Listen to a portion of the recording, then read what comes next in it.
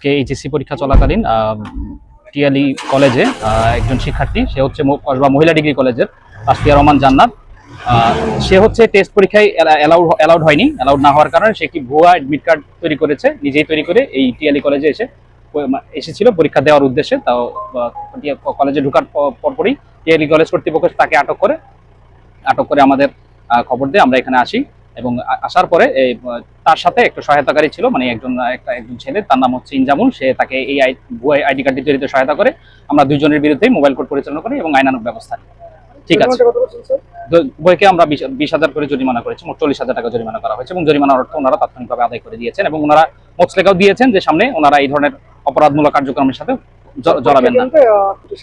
আমরা প্রত্যেকটি পরীক্ষা কেন্দ্রেই কঠোর মনিটরিং এর আন্ডারে রেখেছি। ইনশাআল্লাহ সামনের দিনগুলোতে যাতে এরকম ঘটনা না ঘটে সেজন্য সংশ্লিষ্ট কলেজ কর্তৃপক্ষকে আমরা আরো অ্যাক্টিভ হওয়ার জন্য রিকোয়েস্ট করব।